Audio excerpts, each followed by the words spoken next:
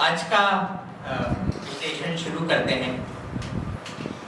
इस बार के बजट में कुछ ऐसा धमाकेदार नहीं है। जैसे हर बार कुछ धमाका करते हैं ना, अखबारों में हेडलाइन आती है, इस बार कोई ऐसी धमाकेदार हेडलाइंस नहीं थी।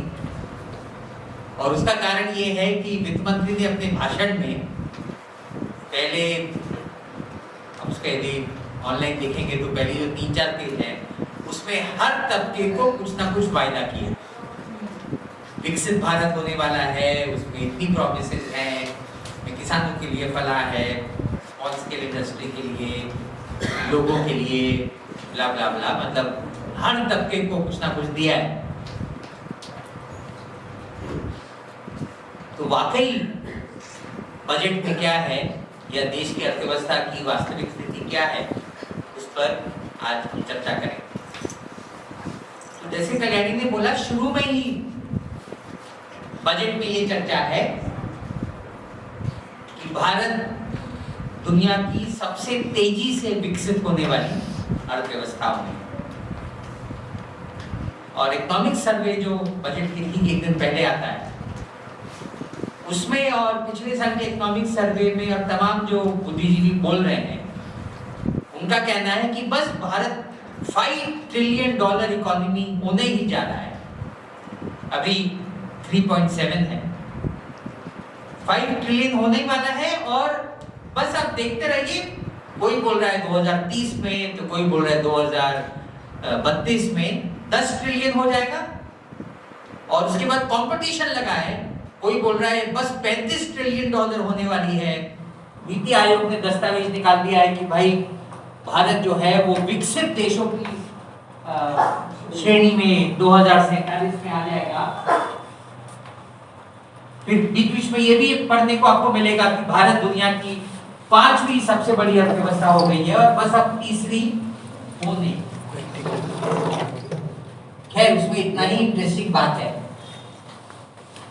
देश बड़ा होगा तो अर्थव्यवस्था भी बड़ी होगी। तो मायने क्या रखता है, पर कैपिटा इनकम कितनी है ना, यानी प्रति व्यक्ति देश बड़ा है, आबादी ज्यादा है, तो ऑटोमेटिकली जीडीपी। पर कैपिटा में हमारा नंबर 5वां नहीं 140वां है। तो मायने असल में ये रखता है। लेकिन आगे बढ़ते, विकास दर की बात करें, वैसे मैं शुरू में ही बता दूं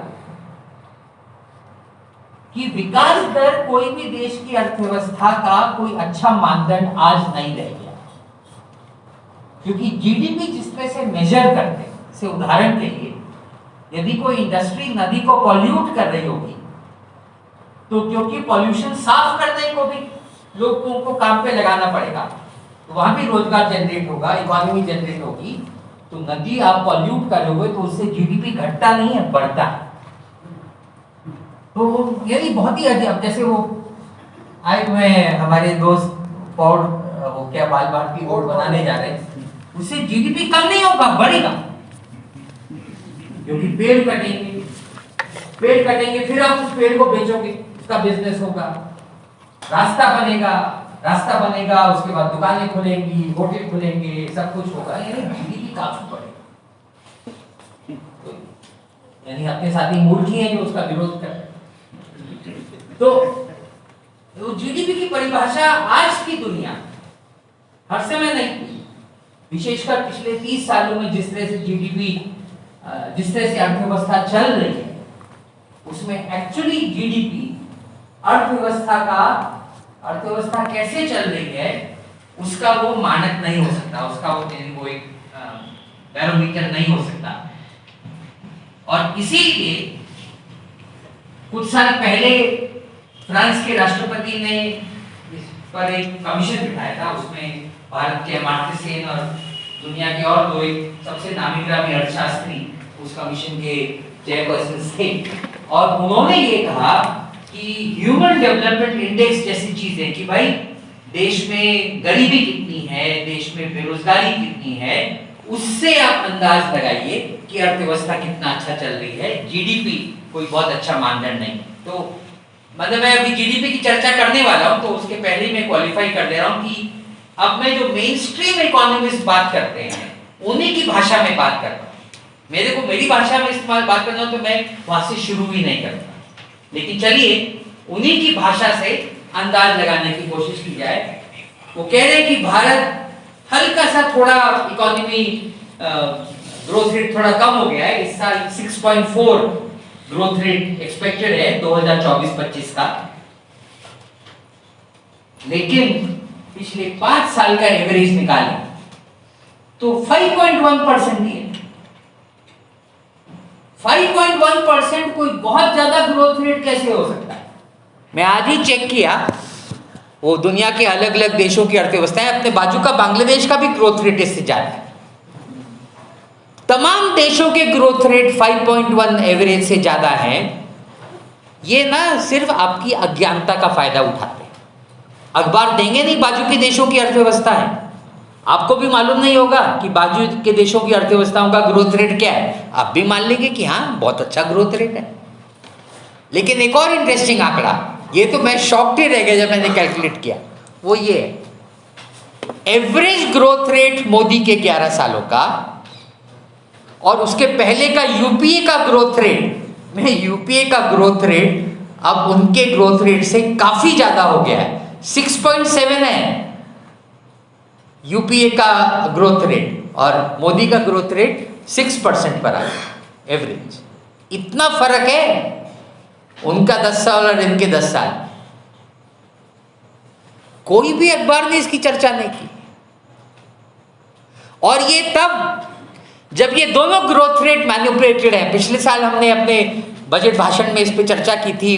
मेरी जो बजट की किताब आ रही है उसमें एक पूरा चैप्टर ही दिया है इस पर कि कैसे इन्होंने जानबूझ के यूपीए का ग्रोथ रेट मैनिपुलेट करके नीचे लेकर आए।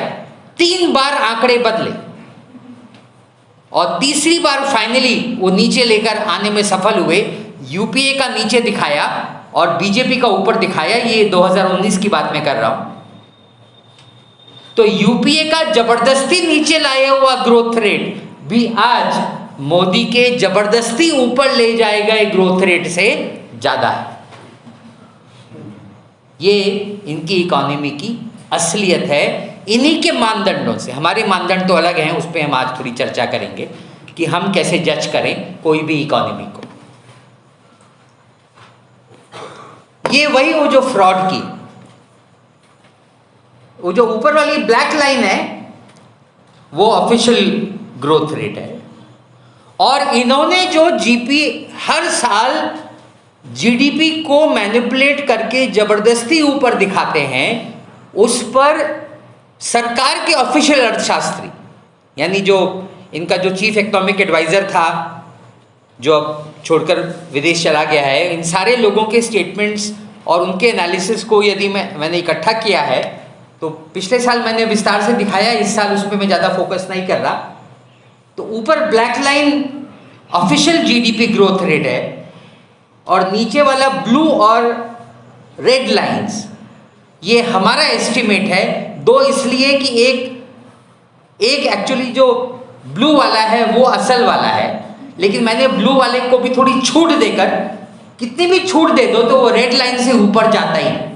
यानी जब सरकार पिछले साल बोली कि हमारा GDP growth rate 294 lakh crore rupees था, तो हमारा अंदाज है कि वो 165 और 213 165 और 2013 लाख करोड़ के बीच में है। यानी उसी अंदाज से इस साल जब वो कह रहे हैं कि हमारा जीडीपी 324 पहुंच चुका है, तो असल में हमारा अंदाज है कि इनका जीडीपी 200 लाख कोटि से ऊपर नहीं है। यानी भारत एट दी मोस्ट खींचतान कर भी $2.3 ट्रिलियन इकोनॉमी है, 3.7 नहीं है। देखिए, हमारा कोई आंकड़ों को मैनिपुलेट करने में कोई इंटरेस्ट नहीं है। मैं ये एकदम दिल पे हाथ रख के कह सकता हूं कि हमारा ये कैलकुलेशन बहुत एक्यूरेट है कि इससे ज़्यादा तो ये हो ही नहीं सकता। ये इकोनॉमी की असलियत है। चलिए उसके अलावा आगे बढ़ते हैं। अब कोई भी अर्थव्यवस्था में सबसे महत्वपूर्ण बात क्या होनी चाहिए कि भाई गरीबी की क्या स्थिति है, बेरोजगारी की क्या स्थिति है। उस पर वित्त मंत्री के पूरे भाषण में आप अनएम्प्लॉयमेंट शब्द टाइप कीजिए, शब्द ही नहीं है, गरीबी शब्द ही नहीं है। बल्कि इस बार इकोनॉमिक सर्वे में भी गरीबी शब्द गायब है। बेरोजगारी शब्द है, अनएम्प्लॉयमेंट है, और इनका ये कहना है कि हमारा बेरोजगारी दर रिकॉर्ड लेवल पे लगभग नहीं के बराबर हो गया। भारत में बेरोजगारी सरकारी आंकड़ों के हिसाब से सिर्फ 3% है बस। और पिछले साल का इकोनॉमिक सर्वे ये बोला था, मैं खाली याद दिलाने के लिए बोल रहा हूँ, इस साल इनको वो महत्वपूर्ण लगा ही नहीं, यानी इनको भी समझ में आ रहा है कि बहुत फेंक दिया, तो इस साल थोड़ा ज़्यादा, इस साल उस पर चुप्पी मारो। पिछले साल इन्होंने बोला था कि मोदी के कार्यकाल में 25 करोड़ लोग गरीबी रेखा से ऊपर आ गए। 25 करोड़। सवाल इतना ही है ना कि यदि इतने लोग गरीबी रेखा से ऊपर आ गए तो राशन व्यवस्था क्यों चालू रखे हुए? 80 करोड़ लोगों को आप मुफ्त में राशन दे रहे हो, और वो क्यों दे रहे हो यदि सब लोग खुशहाल हो गए तो अब क्या है, वो लगता है कि सरकार को भी समझ में आया कि गोलमाल है आंकड़े में, तो इसलिए उन्होंने इस साल इकोनॉमिक सर्वे में भी और प्रधानमंत्री के वित्त मंत्री के बजट भाषण में गरीबी शब्द गायब कर दिया, उस पर चर्चा ही नहीं की। बेरोजगारी की परिस्थिति में सरकारी आंकड़े कमाल ही है नहीं। महिला का बेरोजगारी दर इनके हिसाब से पुरुषों से कम है, महिलाएं ज्यादा रोजगार में है पुरुषों की तुलना में। Can you believe that? और पिछले साल कम था, इस साल हल्का सा बढ़ गया है, इस साल दोनों का बराबर हो गया है, यानी महिलाएं उतनी ही बेरोजगार है जितनी पुरुष। ये तो इनके आंकड़े। वास्तव ये है कि जब भी कोई सरकारी परीक्षा का विज्ञापन आता है सरकारी नौकरियों का, चाहे वो ग्रुप डी की नौकरी क्यों ना हो, यूपी का तो भयंकर है 2023 का कि 11,000 पोस्ट के लिए 55 लाख अर्ज आए थे ग्रुप डी पोस्ट के लिए, और उसमें पीएचडी होल्डर्स, बीटेक्स, एमबीए सब ने अप्लाई किया था चपरासी की नौकरी के लिए। तो यदि बेरोजगारी लगभग नहीं के बराबर है तो फिर सारे लोग इस तरह की क्यों अप्लाई कर रहे हैं? ऑब्वियस है ना कि कुछ गोलमाल है। इस साल का इकोनॉमिक सर्वे ये स्वीकारता है कि औसत आय गिरी 2017 की तुलना में। आंकड़ा देखिए, भयंकर है आंकड़े। ये उन्होंने ईमानदारी से कैसे स्वीकार लिए, मेरे को भी आश्चर्य हुआ। हालांकि कोई अखबार ने इसको हेडलाइन नहीं किया। सेल्फ एम्प्लॉयमेंट मतलब जो लोग, वो बढ़िया शब्द है आजकल, सेल्फ एम्प्लॉयमेंट, और उसको सरकार बोलती है ये लोगों की एंटरप्रेन्योरियल स्पिरिट है, एंटरप्रेन्योरशिप, यानी आप में, उसको मराठी में क्या बोलेंगे, आप में एक बहुत आप में उद्योजकता है। तो आप सब्जी बेच रहे हो सड़क पर, मूंगफली बेच रहे हो, पकौड़े बना रहे हो, तो ये उद्योजकता है। ये बेरोजगारी का चिन्ह नहीं है कि मजबूरी में वो काम कर रहे हो, आप कुछ कर रहे हो कमाल का, हाथ पे हाथ धर के नहीं। अरे हाथ पे हाथ धर के मोदी खिलाएंगे क्या? कोई बेरोजगारी भत्ता तो है नहीं। लेकिन सरकार कहती है नहीं नहीं, उद्योजकता है। हालांकि उद्योजकता का आप यदि ऊपर वाला लाइन रो देखिए, 2017-18 में औसत मंथली इनकम 12,300 थी, वो अब आज 10,600 रुपये आ गई है। ये महंगाई जोड़कर आंकड़ा है, यानी गिरी। उसके बावजूद आज 58% लोग स्वरोजगार में। 10,600 का मतलब है गरीबी रेखा। जो ये गरीबी रेखा हमने कैसे निकाली है, ये जो ओरिजिनल गरीबी रेखा इस देश की थी, मैं उसकी डिटेल्स में नहीं जा रहा, उतना टाइम नहीं है। जिस देश में 70s 80s में इस देश के टॉप इकोनॉमिस्ट ने एक गरीबी रेखा निकाली थी, सरकार उसको 30 साल तक मानी और फिर धीरे धीरे उसको उन्होंने गोलमाल करके गरीबी रेखा गरीबी बढ़ती गई, गरीबी रेखा नीचे लेते नीचे लाते चले गए। तो ये मैंने जो कैलकुलेट किया है, ये वो ओरिजिनल गरीबी रेखा वाली गरीबी रेखा है, वो आज 11,700 रुपये है मंथली। स्वरोजगार की औसत आय उससे नीचे आ गई है। नीचे वाला कॉलम नियमित वेतन का है, जिनकी रेगुलर जॉब्स है। रेगुलर जॉब्स की संख्या 22%, 23% थी, वो आज घट के 22% है, 21.7। यानी देश में नियमित नौकरियां घटती चली जा रही। जब नौकरियां नहीं होंगी तो आदमी जिंदा रहने के लिए कुछ ना कुछ करेगा ना। कुछ नहीं तो एक ऑटो रिक्शा ले लेगा, उतना खर्चा करने को नहीं है तो वो कुछ दर्जन केले लेकर सड़क के किनारे खड़ा हो जाएगा बेचने के लिए। वो आपको देखा होगा, आज महिलाएं पुरुष पानी पूरी का ठेला लगा लेते हैं चौराहे पर। ये स्वरोजगार, उसमें किसी तरह से आदमी जिंदा रहता है। वो ये सब नौकरियां क्यों कर रहा है? क्योंकि बेरोजगारी भत्ता नहीं है ना।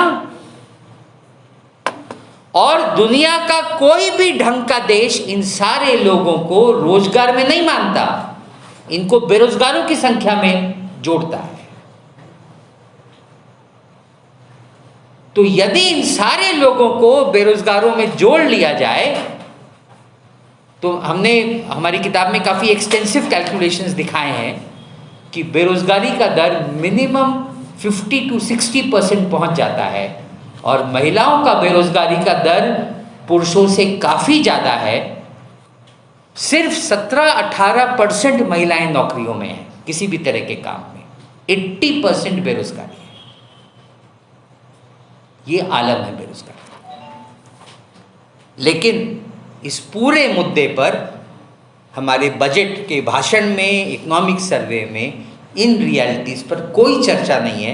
यही बताया गया है कि नहीं साहब, हमारे यहाँ बेरोजगारी एकदम समाप्ति की ओर चली गई। गरीबी पर ये पिछले साल का आंकड़ा था, मैं खाली रिपीट किया हूँ। जो ऑफिशियल आंकड़ा है कि 25 करोड़ लोग इन्होंने गरीबी के ऊपर पहुंचा दिए। यूनाइटेड नेशंस का सर्वेक्षण का आंकड़ा ये है कि देश में दुनिया के 1/3 लोग जो भूखमरी के शिकार हैं वो भारत में रहते हैं, और लगभग 60 करोड़ लोग, 59 करोड़, तीसरा जो वो कॉलम देख रहे हैं आप ऑरेंज में, यानी 43% ऑफ द पॉपुलेशन वो अनिश्चितता में जीती है कि भरपेट खाना खा पाएगी कि नहीं। और ये सब असल में इसको भूखमरी की निशानी माना जाता है। इसका मतलब ये हुआ कि देश के 60% लोग किसी न किसी प्रकार की भूखमरी के शिकार है। ये सच्चाई है इस देश की, जिस पर कि ये चुप्पी मारे हुए हैं इस साल के बजट में। अब बजट पे आए। अब इन्होंने तो ये मानते ही नहीं ना कि गरीबी बेरोजगारी है, लेकिन यदि आप इसको माने तो फिर करना क्या होगा? इकोनॉमिक्स का प्रिंसिपल क्या बताता है? इकोनॉमिक्स का प्रिंसिपल ये बताता है कि जो कीन्स की थ्योरी है कि यदि किसी देश में गरीबी हो, बेरोजगारी हो, तो सरकार को अपने खर्चे बढ़ाने चाहिए। कीन्स तो यहाँ तक कहते हैं कि सरकार कुछ ना करे, सिर्फ गड्ढे खुदवाए और कुछ लोगों को गड्ढे खोदने पे लगा दे, बाकियों को गड्ढे बंद करने में लगा दे। यानी नेट कुछ नहीं हुआ, लेकिन लोगों को काम मिला ना। काम मिला का मतलब है तनख्वाह मिली, तो इससे इकोनॉमी को फायदा होगा। यानी सरकार यदि अपने खर्चे बढ़ाती है और लोगों को काम पे रखती है, तो लोगों को काम पे रखा तो इसका मतलब है कि इंडस्ट्री को ऑर्डर मिलेंगे ना, क्योंकि आदमी कुछ कमाएगा तो आदमी कुछ खर्च करेगा, कुछ खर्च करेगा तो उद्योगों को काम धंधा मिलेगा, यानी और साबुन बनेगा और तेल बनेगा, तो इंडस्ट्री में रोजगार पैदा होगा। इंडस्ट्री में रोजगार पैदा हुआ, इंडस्ट्री को प्रॉफिट्स मिले तो सरकार की टैक्स की आमदनी बढ़ जाएगी।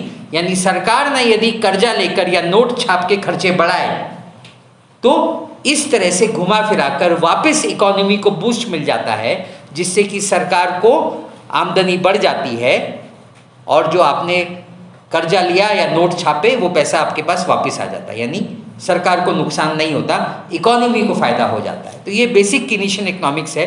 मैंने सरल करके बता दी कि यदि देश में गरीबी बेरोजगारी हो तो सरकार को अपने खर्चे बढ़ाने चाहिए। खर्चे बढ़ाने का मतलब क्या हुआ? बजट का जो, उसको बजट आउटले बोलते हैं या बजट परिव्यय, कि सरकार ने बजट में कितना खर्चा किया वो बढ़ाना चाहिए। तो चलिए बजट में क्या है वो देखते हैं। अब ये केंद्र और राज्य भी कुछ कमाई करते हैं ना, यानी वो स्टेट्स जो हैं वो भी इनडायरेक्ट टैक्सेस, प्रॉपर्टी टैक्स वगैरह लगाते हैं। तो स्टेट के जो टैक्सेस हैं और सेंटर के जो टैक्सेस हैं उसका ये कुल मिलाकर लेखा जोखा है कि total tax revenue centre plus states, दो प्रकार के टैक्स होते हैं ना, एक डायरेक्ट एक इनडायरेक्ट। तो अभी इसमें दोनों आंकड़े इकट्ठे हैं। टोटल डायरेक्ट टैक्सेस आप देखेंगे भारत के 25% है, टोटल इनडायरेक्ट टैक्सेस 42% है, यानी टोटल टैक्स की आमदनी 68% है। यानी देश की जो कुल कमाई होती है उसका 68%, 68% वो टैक्सेस के जरिए, कर महसूल जिसको बोलते हैं। और दूसरा महत्वपूर्ण तरीका सरकार के कमाने का है बोरोइंग्स, जिसको फिस्कल डेफिसिट बोलते हैं। तो औसत फिस्कल डेफिसिट 20%। तो ये मोदी के 8-9 साल का आंकड़े का एवरेज है। यानी केंद्र और राज्य मिलाकर उनकी मुख्य कमाई का जरिया टैक्सेस हुआ और दूसरा हुआ बोरोइंग्स, जिसको फिस्कल डेफिसिट बोलते हैं। तो सरकार की आमदनी बढ़ाने का तरीका क्या होगा? पहला तरीका हुआ कि टैक्सेस बढ़ाओ, दूसरा तरीका हुआ बोरोइंग्स बढ़ाओ, यानी कर्जा जो ले सकते हो वो बढ़ाओ। तो पहला तरीका क्या है? टैक्सेस बढ़ाओ। टैक्सेस में दो प्रकार के टैक्स होते हैं, एक डायरेक्ट और एक इनडायरेक्ट। डायरेक्ट का मतलब है इनकम टैक्स और कॉरपोरेट टैक्स। इनडायरेक्ट का मतलब है भारत में आज जीएसटी प्रमुख तरीका है ना? तो दुनिया के ज्यादातर देश, सारे विकसित देश अपनी टैक्स कमाई का ज्यादातर डायरेक्ट टैक्सेस से वसूलते हैं। 70% डायरेक्ट टैक्सेस से आते हैं। डायरेक्ट टैक्स अमीरों पर लगता है, आपकी कमाई पर लगता है ना, इनकम टैक्स और कॉर्पोरेट टैक्स। तो यानी दुनिया के सारे विकसित देश अमीरों पर टैक्स ज्यादा लगाते हैं और अपनी कुल कमाई का 70% सीधे आपकी कमाई से लेते हैं और 30% इनडायरेक्ट टैक्स, यानी सामानों पर जो टैक्स लगता है, सेल्स टैक्स वगैरह, उससे कमाते हैं। भारत का आंकड़ा सिर्फ 30% है, उल्टा है। हम अमीरों से कम लेते हैं, जनता से ज्यादा वसूलते हैं। और डायरेक्ट टैक्सेस भारत के कम इसलिए हैं, इसमें केंद्र की मुख्य जिम्मेदारी है, क्योंकि केंद्र, राज्य सरकारें वो डायरेक्ट टैक्स नहीं लगा सकती। यानी राज्य सरकार के पास आपके ऊपर कॉर्पोरेट टैक्स या इनकम टैक्स लगाने का अधिकार नहीं है, वो केंद्र सरकार के पास है। इसीलिए नीचे वाला टेबल देखिए, टोटल जो टैक्स है उसमें डायरेक्ट टैक्सेस जो इकट्ठा होते हैं उसका 88% केंद्र सरकार इकट्ठा करती है, राज्य सरकारें सिर्फ 12% इकट्ठा करती है। तो जो टैक्स 88% केंद्र सरकार इकट्ठा करती है, यदि उस कुल टैक्स की मात्रा ही कम हो तो जिम्मेदार कौन हुआ? केंद्र हुआ ना। तो यानी केंद्र सरकार चूंकि डायरेक्ट टैक्स नहीं लगा रही, इसीलिए हमारी डायरेक्ट टैक्स की कमाई बहुत कम है। और उसका कारण, उसमें भी मजेदार बात, एक और आंकड़ा ये है, इस बार अखबारों में बहुत आया ना, मिडिल क्लास को टैक्स की माफी दी। अरे कुल मिलाकर इनकी टैक्स की आमदनी बहुत कम है डायरेक्ट टैक्सेस की, और उसमें मिडिल क्लास से ज्यादा वसूलते हैं। कंपनियों का कोई चर्चा ही नहीं किया, उस पर तो बात करो। हमारा कंपनी का टैक्स, ये आखिरी वाला कॉलम देखिए, 14 लाख करोड़ ये इकट्ठा कर रहे हैं इनकम टैक्स से, और 10.8 ये लगभग 11 लाख करोड़ इकट्ठा कर रहे हैं कंपनियों से। पहली बार देश के इतिहास में हो रहा है कि कंपनियों से कम वसूला जा रहा है और मिडिल क्लासेस से ज्यादा वसूला जा रहा है। और मिडिल क्लासेस से कितना वसूलोगे? मिडिल क्लासेस को आपने छूट दिया ना इस साल, तो वो और कम हो गया, यानी कंपनियों का उससे भी कम हो गया। 3.5 लाख करोड़ का फर्क है कॉर्पोरेट और इनकम टैक्स में इस साल। नेक्स्ट। तो सरकार जब अमीरों पर और मिडिल क्लास पर कुल टैक्स आमदनी हमारी कम है, यानी डायरेक्ट टैक्स आमदनी कम है, तो कमाई कैसे कर रही है? इनडायरेक्ट टैक्स से, यानी जीएसटी से। और इसीलिए सरकार जीएसटी और पेट्रोल डीजल का टैक्स, ये एक और टैक्स है जो जीएसटी के बाहर है, वो भी इनडायरेक्ट टैक्स है, दोनों की कमाई बढ़ती चली जा रही है। और मैंने पिछले साल तक का आंकड़ा जोड़ा है, 77 लाख करोड़ इकट्ठा कर रहे हैं। अभी इसके अलावा भी और इनडायरेक्ट टैक्सेस हैं। ये 2 टैक्स इतने जबरदस्त हैं कि इन्होंने जनता से, और ये टैक्स गरीब से गरीब आदमी से वसूलते हैं। ये देखिए, यानी जीएसटी आपको मालूम ही होगा, पहली बार देश में खाने पीने की चीजों पर, जरूरी खाने पीने की चीजों पर, और बच्चों के पेंसिल, शार्पनर और किताबों पर भी जीएसटी लगा दिया है, दवाइयों पर जीएसटी लगा दिया है। एक आंकड़ा ये है, ऑक्सफैम का कैलकुलेशन है कि आम जनता 50% जनता 64% जीएसटी देती है, और अमीर 3%, अमीर 10% जीएसटी का सिर्फ 3% देते हैं। यानी जीएसटी का अधिकांश हिस्सा आम जनता देती है, और उससे ये वसूल रहे हैं 77 लाख कोटी। आंकड़े का अंदाज लगाना हो तो इस साल का बजट है 50 लाख कोटी, उससे ज्यादा ये वसूल ले रहे हैं। तो आपसे क्यों वसूल रहे हैं? क्योंकि अमीरों को टैक्स माफी दे रहे हैं ना, कॉर्पोरेट टैक्स कम कर दिया, मिडिल क्लास पर टैक्स उससे ज्यादा है, लेकिन कितना वसूलोगे? तो कुल मिलाकर डायरेक्ट टैक्स कम हो गया, इनडायरेक्ट टैक्स बढ़ा दिया, लेकिन कुल मिलाकर जीएसटी से भी कितना वसूलोगे? यानी ऐसे समझना हो कि कुल मिलाकर यदि सरकार 200 रुपए वसूल सकती थी टोटल टैक्स, डायरेक्ट इनडायरेक्ट, तो 200 का इन्होंने 100 कर दिया, और 100 में से 70 वसूल रहे हैं। अरे भाई, जीएसटी से कितना वसूलोगे? 100 में से 70 जीएसटी से वसूल रहे हैं, 30 डायरेक्ट टैक्सेस से वसूल रहे हैं। जबकि होना क्या चाहिए था कि जीएसटी से 70 वसूलो, तो डायरेक्ट टैक्सेस से 140 वसूलो, तो आपका टोटल टैक्स आमदनी 210 हो जाएगा ना, 140 और 70। उसके बदले वो कर दिया 30, जीएसटी है 70, तो टोटल इनकी जो भारत का टैक्स इनकम है, बात समझ में आ रही है? किचकट इकोनॉमिक्स है, लेकिन टोटल टैक्स इनकम, जीएसटी हो या इनडायरेक्ट टैक्स हो, वो दुनिया के ज्यादातर देशों से कम है। ये देखिए, ज्यादातर क्या, सभी देशों से कम है। यानी हमारा आंकड़ा कीनिया, बुर्किना फासो जैसे देशों के आसपास है, El Salvador, Nepal, Turkey, Bolivia, Brazil, जो देश का नाम लो, सबका tax to GDP ratio Bharat से ज्यादा है, और डेवलप्ड कंट्रीज का भारत से दुप्पट से ज्यादा है।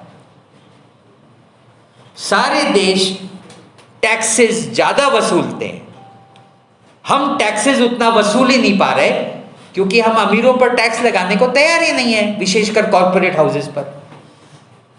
जीएसटी से कितना वसूलोगे? अब टैक्स आमदनी के अलावा दूसरा तरीका क्या था? बोरोइंग्स, सरकार जो कर्जा ले सकती है। अब इस पर खूब बहस चलती है कि अरे फिस्कल डेफिसिट, सरकार का कर्जा, ये बहुत बुरी चीज है। बुरी चीज नहीं है। सरकार का कर्जा, सरकार यदि, मैंने आपको कीन्स की थ्योरी बताई, कीन्स तो कहते ही है कर्जा लो, दुनिया के सारे देश वो करते हैं। अमेरिका का भयंकर कर्जा है, वो धड़ल्ले से डॉलर छापते हैं। तो सरकार अपना, इसको फिस्कल डेफिसिट बोलते हैं, as a percentage of GDP, वो वित्त मंत्री हर भाषण में बोलते हैं कि हमने और कम कर दिया, बहुत अच्छा किया, और अब वो आ गया है 4.4% जीडीपी का। 1980 के दशक में ये 7% हुआ करता था, उससे भी ज्यादा हो सकता है। फिस्कल डेफिसिट इकोनॉमिक्स में मैं इस पे पूरी ढंग से बहस करके समझा सकता हूं कि कोई बुरी चीज नहीं है, भारत जैसी इकोनॉमी के लिए अच्छी चीज है। यदि सरकार 80 के दशक वाला फिस्कल डेफिसिट कर दी होती तो हमारी आमदनी 9 लाख करोड़ रुपए बढ़ गई होती, यानी हमारा बजट जो आज 50 लाख करोड़ का है वो 60 लाख करोड़ हो गया, 20% बढ़ गया। यानी सरकार कर्जे ले सकती है, इसमें कोई प्रॉब्लम नहीं है, उसे महंगाई नहीं बढ़ती, वो बेकार की बात है। ये सब नया इकोनॉमिक्स है। आज का इकोनॉमिक्स ये वर्ल्ड बैंक डोमिनेटेड है और अमेरिका जैसे देशों के द्वारा डोमिनेटेड है। उनके अर्थशास्त्री एजेंडा सेट करते हैं और उनका झूठ, इसीलिए हमारे व्याख्यान कॉलेजों में बंद हो गए, क्योंकि वो जो पढ़ाते हैं हम विद्यार्थियों के दिमाग में उससे सवाल पैदा कर देते हैं। फिर विद्यार्थी अपने मास्टर से पूछते हैं कि सर वो तो जैन सर ये बोल कर गए थे, तो मास्टर जी फंस जाते हैं, तो उन्होंने हमारे लेक्चर ही बंद कर दिया।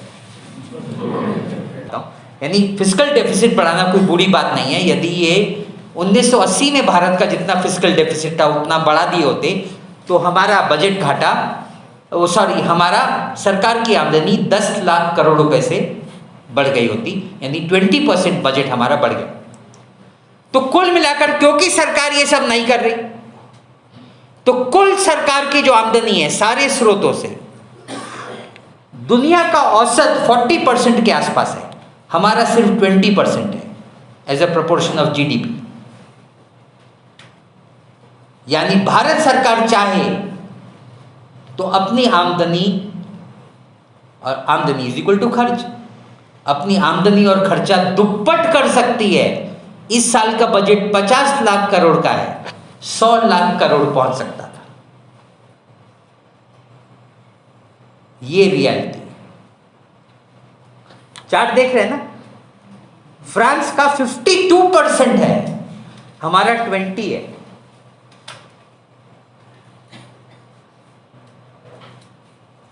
तो ये स्थिति है कि सरकार अपनी आमदनी भरपूर बढ़ा सकती है। कैसे बढ़ा सकती है हम बाद में आएंगे, लेकिन जब बजट पर उतना बजट ही नहीं है, 100 लाख करोड़ के बदले 50 लाख करोड़ का बजट है, तो ऑब्वियसली इतने कम बजट में जनता पे क्या खर्च करोगे? तो जनता पे क्या खर्च कर रहे हैं, चलिए उस पर बात करते हैं। तो खैर पहला ये कि इसका नतीजा क्या है कि बजट बढ़ ही नहीं रहा। तो बजट बढ़ नहीं रहा, इस साल का बजट पिछले साल की तुलना में 60.5% से बढ़ा है। और देखिए हर साल का आंकड़ा अपने आप में कोई मायने नहीं रखता ना, क्योंकि महंगाई बढ़ती है तो वो आमदनी भी बढ़नी चाहिए। यदि महंगाई 7-8% है और आमदनी 7% बढ़ गई तो इसका मतलब है कुल बढ़ोतरी 0 है ना। तो हम तुलना कैसे करते हैं? तुलना करने का एक तरीका ये है कि जीडीपी कितना बढ़ा उसकी तुलना में हमारा बजट कितना बढ़ा। तो असल में जीडीपी की तुलना में हमारा बजट घट गया है पिछले 5 सालों में, 20% घटा है। ये देखिए ऊपर वाला जो लाइन है ना, ये परसेंटेज बता रहा है। तो 17.7 था, 14.2 आ गया, यानी घट रहा है परसेंटेज। एब्सोल्यूट अमाउंट तो थोड़ा थोड़ा बढ़ेगा ना, एब्सोल्यूट अमाउंट से कोई मायने नहीं रखता, रिलेटिव अमाउंट मायने रखता है। रिलेटिव अमाउंट घट रहा है, तो यानी कुल मिलाकर हमारा देश का बजट सिकुड़ता चले जा रहा है। और उस सिकुड़े हुए बजट में, यानी बजट 200 होना चाहिए था, वो हो गया 150, और 150 में भी ज्यादा खर्चा जनता पे नहीं, कैपिटल एक्सपेंडिचर पे कर रहे हो। कैपिटल एक्सपेंडिचर का मतलब है उसमें 2 मुख्य खर्चे हैं, हाईवे बनाने में और रेलवे पर। 50% उसमें जा रहा है। और सरकार क्या बोल रही है, इसको भांडवली खर्च बोलते हैं। ये हम खर्चा क्यों बढ़ा रहे हैं? क्योंकि इससे रोजगार पैदा होगा। लेकिन बेरोजगारी का आलम तो आपको अभी मैंने बात की, भयंकर बेरोजगारी है। यानी इनके भांडवली खर्च से कोई बेरोजगारी कम नहीं हो रही। क्यों नहीं हो रही? बहुत सिंपल है। इनका भांडवली खर्च का नेक्स्ट का एक बड़ा हिस्सा हाईवे बनाने पर जाता है, 25%। इस साल का बजट है 2.7 लाख करोड़ इन्होंने हाईवे बनाने पर दिया है। लेकिन आपके दिमाग में सवाल होगा ना, सरकार तो सड़कें आजकल बनाती ही नहीं, हाईवेज प्राइवेट सेक्टर बनाता है और टोल वसूलता है। तो इधर कमाल है, जो भी हाईवे बन रहे हैं उसको सरकार सब्सिडाइज करती है। तो पूना से कोल्हापुर का जो हाईवे बन रहा है, मान लो वो 1000 करोड़ का है, उसमें सरकार ने अपनी जेब से 400 से 500 करोड़ रुपए अपनी जेब से डाले हुए हैं। यानी हमारी आपकी जेब से, अपनी जेब से मतलब हमारी जेब हुई, हमारी जेब से डाले हुआ है, लोन नहीं, ग्रांट। और जो टोल है वो उनकी जेब में जा रहा है, यानी ग्रांट दे दिया, उसके बाद टोल वसूलते रहो सालों साल, डबल फायदा। तो ये हाईवे की कहानी। और रेलवे की कहानी ये है कि रेलवे में अब इनका जोर हो गया है नई ट्रेनें, वंदे भारत ट्रेन चलाने में।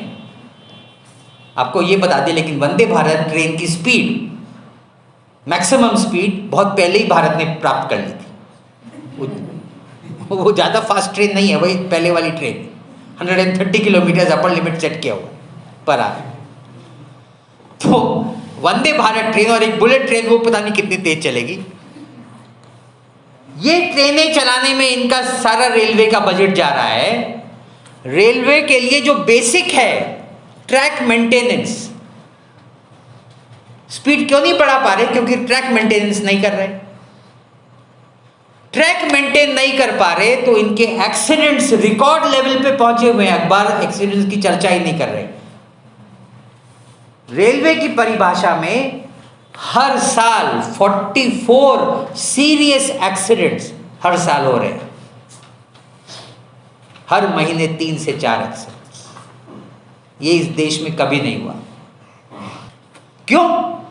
क्योंकि आप फास्ट ट्रेन चलाने के चक्कर में रहोगे, लेकिन फास्ट ट्रेन जिस पे चलती है ट्रैक, उसका रिन्यूअल, उसकी मजबूती पे खर्चा नहीं करोगे तो एक्सीडेंट तो होना ही है ना।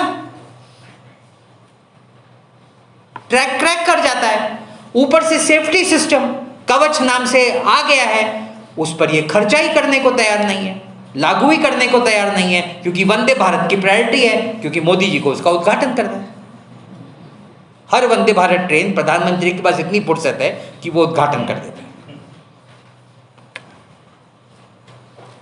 तो जब लिमिटेड बजट में भांडवली खर्च ज्यादा होगा तो कटौती करनी पड़ेगी ना बाकी खर्चों में।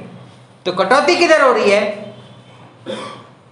जनता पर जो खर्चा हो रहा है उसमें कटौती हो रही है। जनता पर 2 प्रकार से खर्चे होते हैं, 2 प्रकार की सब्सिडी है। एक है फूड, फर्टिलाइजर और गैस सब्सिडी। गैस मतलब कुकिंग गैस सब्सिडी।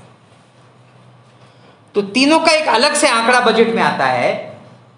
आप देखेंगे 2020-21 से बीच वाला 7.08 जो आंकड़ा है, 7.08 लाख कोटी था, वो इस साल घट के 3.8 पे आ गया है, लगभग 50%। यानी राशन व्यवस्था पर,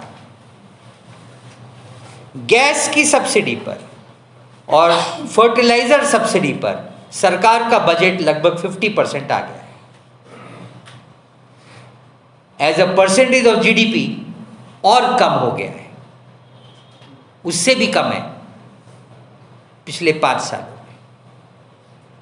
ये ऐसा लगता है कोरोना की वजह से बढ़ा है, अगर कोरोना ही नहीं हुआ तो और कम होता गया होता। हाँ, इसीलिए पहले आप देखेंगे, पहले इसलिए मैंने वो जानबूझ के दिया, मैं उतना डिटेल्स में नहीं जा रहा, वो किताब में ज़्यादा चर्चा है कि पहले 15 था, वो 8.5 पे ले आए, मजबूरी में बढ़ाना पड़ा और फिर घटा दिया है। तो आप देखेंगे अभी का एवरेज है 7.6, जो 2014-15 का आधा है। 2014-15 में 15% था जीडीपी का, आज हो गया है 7.5, 50%। यानी पिछले 10 सालों में मोदी सरकार ने अपना सब्सिडी बजट 50% कर दिया है। 20-21 का आंकड़ा क्यों देते हैं? यानी उतना करना संभव है ना, मजबूरी में बढ़ाया, आज भी उससे भयंकर मजबूरी है। भयंकर मजबूरी का मतलब है आज बेरोजगारी का स्तर कोरोना से बहुत इंप्रूव नहीं है। रियल वेज घट रहे हैं ना। 2017-18 का मतलब है कोरोना से 2 साल पहले। आज औसत आय 2017-18 से नीचे आई हुई है। ये देश की हालत है। यानी देश की हालत कोरोना से ज्यादा बुरी है। उसके बावजूद जनता को राशन पे खर्च करने को तैयार नहीं। ये हालत है।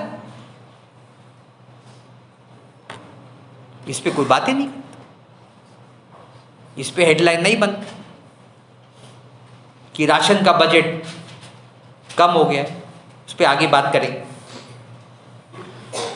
दूसरा एक प्रकार की सब्सिडी होती है कि जो जनता के लिए जरूरी क्षेत्र है, यानी स्वास्थ्य, शिक्षा, पीने का पानी, इस तरह के जो सारी 19 मंत्रालय हैं, 19 मिनिस्ट्रीज हैं और डिपार्टमेंट्स हैं, जिनको आप सोशल वेलफेयर मिनिस्ट्री बोल सकते हो, यानी जो जिनका सीधे जनता से संबंध है। और उस पर जो खर्चा होता है उसमें माइनॉरिटीज़ का बजट आता है, दलितों का बजट आता है, महिलाओं का बजट आता है। ये सब सोशल सेक्टर मिनिस्ट्रीज कहलाते हैं। तो इसकी कोई ऑफिशियल डेफिनेशन नहीं है, लेकिन भारत की जो सबसे अच्छी इकोनॉमिक्स की संस्थाएं हैं वो जो अंदाज लगाती हैं, मैंने उनके हिसाब से ये अंदाज लगाया है। 2021 में वो खर्चा 10.5 लाख कोटि पहुंचा हुआ था इन 19 मंत्रालय का, वो आज लगभग 9.5 लाख कोटि पहुंच चुका है। As a percent of GDP 30% था, वो आज 20% पे आ गया है, 10% घट गया है। एब्सोल्यूट टर्म्स में भी घट गया है। एब्सोल्यूट टर्म्स में घटा, महंगाई जोड़ दी है तो और घट जाएगा ना। एब्सोल्यूट टर्म मतलब आपने पहले 100 रुपये खर्च किए, 90 किए, तो महंगाई जोड़कर तो 110 करना चाहिए था ना, लेकिन 110 के बदले 90 पे ले आए। इसीलिए 10.5 से 9.5 पे आया। इसका मतलब है कि वास्तविक तौर पे 8 के आसपास आ गया। और इसीलिए वो आंकड़ा ज़्यादा महत्वपूर्ण है, यानी 33% कम हुआ है शिक्षा, स्वास्थ्य, पीने का पानी वगैरह वगैरह का बजट। क्यों कम हुआ? क्योंकि लिमिटेड बजट है, उसमें भी भांडवली खर्च, यानी सड़कों पर और रेलवे पर वो खर्चा क्यों कर रहे हैं? हाँ, वो मैं बताना भूल गया। वो खर्चा इसलिए कर रहे हैं क्योंकि वो अमीरों को ट्रांसफर किया जा रहा है। सड़क बनाने का पैसा का मतलब क्या?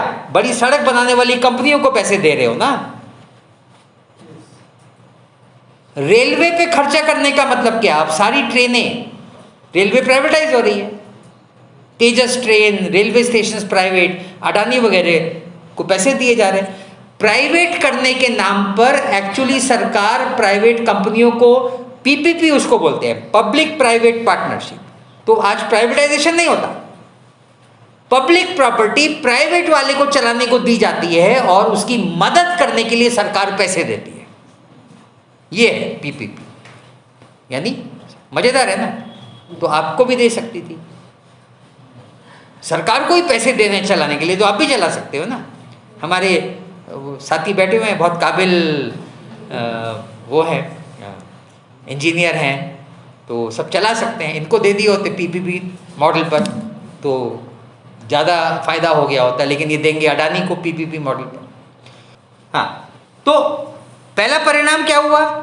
जब सरकार भांडवली खर्च बढ़ा रही है, यानी अमीरों की जेब में पैसे डाल रही है, तो पहला परिणाम है फूड सब्सिडी में कटौती। दूसरा परिणाम है शिक्षा, स्वास्थ्य वगैरह में कटौती, सामाजिक क्षेत्र में कटौती। और तीसरा परिणाम है कि राज्यों को जो पैसा दिया जाता है उसमें कटौती कर रही है। अब राज्यों का मामला क्या है? राज्य सरकारें ज़्यादा चंदा इकट्ठा, ज़्यादा टैक्सेस इकट्ठा नहीं कर पाती। राज्यों का लगभग आधा पैसा केंद्र सरकार से आता है, क्योंकि केंद्र सरकार टैक्सेस ज़्यादा इकट्ठा करती है। देश में कुल टैक्स जो इकट्ठा होता है उसका 70% केंद्र इकट्ठा करता है, 30% राज्य इकट्ठा करते हैं। ठीक है, 70-30 रेशो है। लेकिन जो खर्चे होते हैं उसमें केंद्र सरकार कुल खर्चों का देश में 40% खर्चा करती है, राज्य सरकारें 60% खर्चा करती है। तो राज्य सरकार खर्चा ज़्यादा करती है लेकिन आमदनी केंद्र की ज़्यादा होती है। इसलिए कॉन्स्टिट्यूशन में प्रोविजन है कि केंद्र का जो टैक्स का इकट्ठा होगा उसका एक हिस्सा वो राज्यों को ट्रांसफर करेंगे। ठीक है, ये फाइनेंस कमीशन का काम होता है। तो 40% ट्रांसफर करना होता है। सरकार की टैक्स आमदनी का 40% राज्यों को ट्रांसफर करना होता है, ये नियम है। लेकिन 33% ट्रांसफर हो रहा है। यानी केंद्र सरकार तिकड़म करके, संविधान का उल्लंघन करके राज्यों को सिर्फ 33% ट्रांसफर कर रही है। और उसमें भी करते क्या है, अपने वाले राज्यों को ज़्यादा दे देंगे। अब तमिलनाडु हल्ला मचा रहा है, उसको कम कर देंगे। जो विरोधी राज्य सरकार है उनका कम कर देंगे। तो एकदम बेशर्म सरकार है, कोई नियम का पालन नहीं करती। अब इसमें वो सुप्रीम कोर्ट में जाएंगे, वो 5 साल सुप्रीम कोर्ट फैसला ही नहीं देगा, हो गया कमाई। तो ये तीसरा, यानी अपनी कमाई चूंकि कम है तो इसलिए राज्यों के खर्चे कम कर दिए, तो राज्यों के पास पैसे ही नहीं होते खर्चा करने के लिए। नेक्स्ट, अब खेती के बजट पर। खेती के बजट में समझना ये जरूरी है कि आज की इकोनॉमी में, अब मैं ये समझा नहीं सकता, उतना टाइम नहीं है मेरे पास। आज की इकोनॉमी में, आज जैसी इकोनॉमी चल रही है उसमें दुनिया भर में सरकारें खेती को सब्सिडाइज करती है। उसके बिना खेती फायदे में जा ही नहीं सकती। और इसीलिए दुनिया भर की सरकारें, यूरोप और अमेरिका $250 बिलियन सालाना खेती को सब्सिडी देते हैं, तो उनके किसान जिंदा रहते हैं। तो इसीलिए भारत सरकार खेती में सब्सिडी देती है। जैसे खत की सब्सिडी पे हमने बात की, खत को सब्सिडी देती है, बिजली में सब्सिडी देती है, पानी में सब्सिडी देती है, बीज वगैरह डेवलप करती है। क्योंकि छोटा किसान रिसर्च कहाँ से करेगा, तो सरकार रिसर्च करके नए बीज, नए प्रकार के सॉइल को और फर्टाइल कैसे बनाया जाए वगैरह वगैरह, सरकार ये सारी चीज़ों में खर्चा करती है। यानी सरकार का खेती पर खर्चा खेती के फायदेमंद होने के लिए बहुत इसेंशियल कंपोनेंट है। उसके बावजूद सरकार जो खेती पे खर्चा करती है,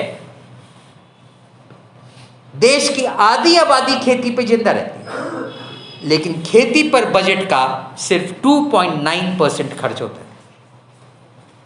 वो भी कम होता चला गया है 2020 से 26, कोरोना के 1 साल पहले से लेकर इस साल में कुल मिलाकर 27% की खेती के बजट में कटौती हुई है।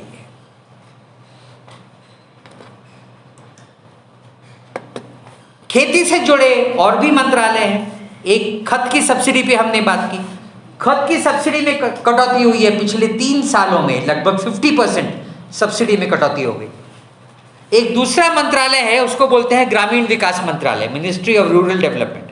उसमें नरेगा आता है, उसमें वो सड़क बनाने का एक बजट है, बिजली का एक बजट है, यानी गांव से संबंधित बिजली, सड़क वगैरह का, मिनिस्ट्री ऑफ रूरल डेवलपमेंट। उसके बजट में पिछले 5 सालों में 33% की कटौती हुई है।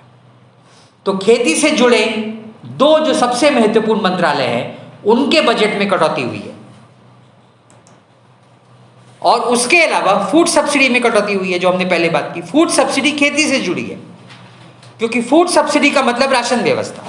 राशन व्यवस्था पे सरकार खर्च करती है, तो उसके लिए किसानों से अनाज खरीदती है ना, और किसान जो किसानों से अनाज खरीदती है उसको फिर किसानों को रेट मिल जाता है, प्रॉफिटेबल रेट मिलता है। तो सरकार यदि राशन की व्यवस्था खत्म करने की तरफ जाए, यानी उसका बजट कम करते चले जाए, तो इसका मतलब है कि सरकार किसानों से अनाज कम खरीद रही है, और किसान फिर व्यापारियों के चंगुल में आते हैं जो किसानों को लूटते हैं। और यही कारण है कि किसान आंदोलन कर रहे हैं कि सरकार उनको प्रॉफिटेबल दाम गारंटी करे। तो क्योंकि वो नहीं हो पा रहा, तो ये सारे कारणों से आज 4 साल पहले का आंकड़ा है, 5 साल पहले का, उसके बाद सर्वे आया ही नहीं। किसानों की खेती से आय मोदी के पहले 5 सालों में गिरी है। और आज मजदूरी से जो आय मिलती है, यानी किसान लोग मजदूरी भी करने जाते हैं ना जब छोटी खेती होती है, तो उनकी मजदूरी से आय 18,700 रुपये है सालाना, और खेती से आय 17,000 रुपये है। यानी किसान आज मजदूर हो गया है, मजदूरी से ज़्यादा कमा रहा है। और यही कारण है कि खेती घाटे में है। और जो लेटेस्ट आंकड़े हैं 2022 तक के, उसके हिसाब से 2014 से 22 के बीच में 1 लाख किसान और खेत मजदूर आत्महत्या कर चुके हैं। ये असलियत है, यानी खेती संकट में है। और खेती संकट में क्यों है? क्योंकि मोदी सरकार का घोषित एजेंडा है, नीति आयोग के डॉक्यूमेंट्स हैं कि खेती को कॉरपोरेट सेक्टर को हैंडओवर करना है। तो जब किसान घाटे में जाएंगे तो ही किसान खेती बेचने पे मजबूर होंगे, और तो ही तभी अडानी अंबानी जैसे लोग उनकी ज़मीन खरीद पाएंगे। वही 3 कृषि कानून का वही उद्देश्य था। किसानों ने लड़ाई लड़के मजबूर कर दिया सरकार को कृषि कानून वापस लेने में। इस साल सरकार कृषि कानूनों को एक नए नाम से लेकर आई है, उसका नाम है national policy framework on agriculture marketing, जिसके थ्रू कृषि कानून वापस लाए जा रहे हैं। यानी किसान सरकार डेस्परेट है कि कृषि कानूनों को इधर से नहीं तो उधर से वापस लेकर आए, ताकि किसानों की ज़मीनें वो बेचने को मजबूर हों और सारी खेती अडानी अंबानी के कंट्रोल में चली जाए। अब शिक्षा के बजट पर आते हैं। एनईपी पर बहुत चर्चा है, बड़ी बड़ी बातें हैं एनईपी में। इसी पर सेमिनार हो रहे हैं कि एनईपी में वायदे क्या किए गए। अरे वायदे तो ठीक है, हो क्या रहा है उस पर तो सेमिनार करो। तो वायदे छोड़ देते हैं, क्या हो रहा है उस पर बात। एनईपी व्यवहार में क्या हो रहा है? व्यवहार में ये एनईपी में लिखा गया है खर्चा बहुत बढ़ाएंगे, डबल कर देंगे। प्रैक्टिस में ये है कि शिक्षा के बजट में 48% की कटौती हुई है। 48% as a percentage of GDP. पहले 3% था, वो आ गया है 1.5 पर, आधा हो गया।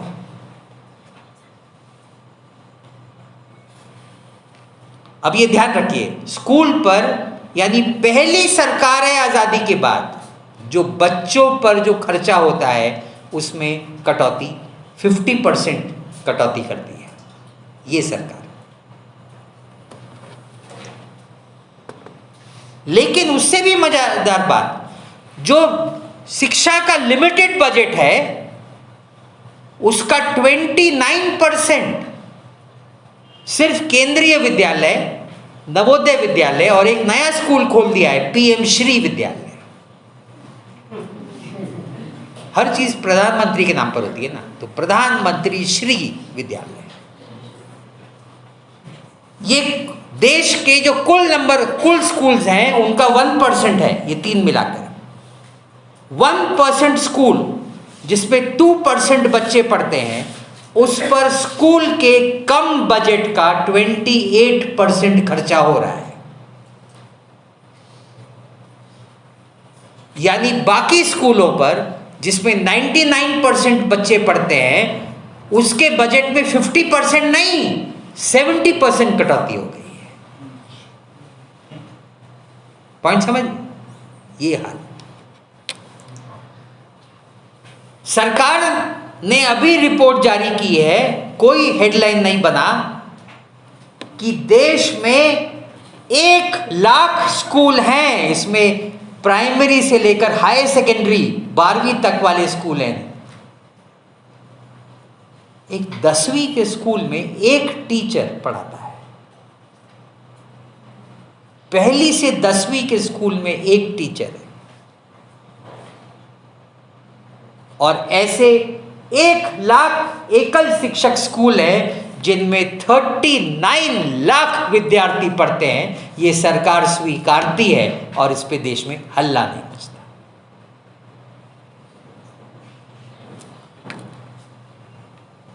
और ये कारण है कि देश के आधे से ज्यादा स्कूलों में, कुछ स्कूलों में तो एक ही मास्टर है, 8वीं तक स्कूल है, एक मास्टर 8 को इकट्ठे पढ़ा रहा है। चलिए उसको अलग कर दिया जाए।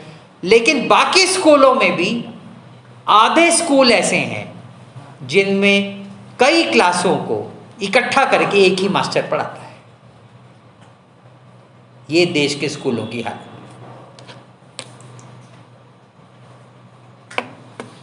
और ऊपर से एनईपी का एक परिणाम यह है कि सरकारी स्कूल, लगभग 90,000 सरकारी स्कूल मोदी काल में बंद हो चुके हैं। प्राइवेट स्कूल्स उसके बदले खुले हैं, लेकिन प्राइवेट स्कूल सिर्फ अमीरों के लिए होते हैं। अमीर उतने हैं नहीं, तो उतने स्कूल नहीं खुल रहे। और यही कारण है कि कुल स्कूल्स, टोटल स्कूल 87,000 से कम हुए हैं। यानी देश में स्कूलों की संख्या घट रही है। और उसका परिणाम यह है कि कुल मिलाकर 1.25 करोड़ बच्चों की संख्या बढ़ गई है जो आज स्कूल में नहीं है। ये एनईपी का परिणाम है। कुल स्टूडेंट एनरोलमेंट, ये ऑफिशियल फिगर है, 1.25 करोड़ से घटा है। इनमें से बहुत सारे बच्चे जिन्होंने सिर्फ नाम लिखाया और जो स्कूल नहीं जाते।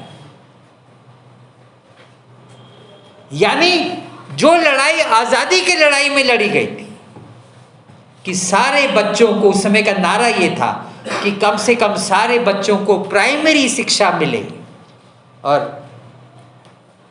कर्मवीर भाऊराव पाटिल जैसे तमाम लोगों ने उस समय स्कूल खोले जब अंग्रेज नहीं कर रहे थे कि हम बच्चों को पढ़ाएंगे, तुम नहीं पढ़ाते थे। आपको याद होगा वो उस जमाने का नारा था। आज वापस वही जमाना आ गया है कि सरकार बच्चों को पढ़ाना ही नहीं चाहती। पहली बार देश के इतिहास में स्कूल जाने वाले बच्चों की संख्या घट रही है। आबादी कम होने के चलते नहीं, आबादी थोड़ी थोड़ी बढ़ती जाती है। और हायर एजुकेशन का आलम यह है कि स्कूल हायर एजुकेशन के बजट में 37%, लगभग 40% की कटौती हो गई है। और उस हायर एजुकेशन के बजट में 74% सिर्फ 200 कॉलेजेस को जा रहा है, 200 यूनिवर्सिटीज को, IITs, IIMs, NITs को जा रहा है। 200 कॉलेजेस को या यूनिवर्सिटी या जो भी बोल दीजिए, IIT वगैरह को जो भी बोल दीजिए, 200 इंस्टीट्यूशंस को 74% बजट। और देश के जो 30-40 हजार कॉलेज है उनको 6% बजट, UGC का बजट। और इंजीनियरिंग कॉलेज को 0.4% बजट। इसीलिए सारे इंजीनियरिंग कॉलेज की फीस, सरकारी कॉलेजों की भी फीस लाखों रुपए में पहुंच गई है, क्योंकि सरकार का बजट ही नहीं है। सरकार का एजुकेशन बजट कम हो गया, हायर एजुकेशन बजट भी कम हो गया।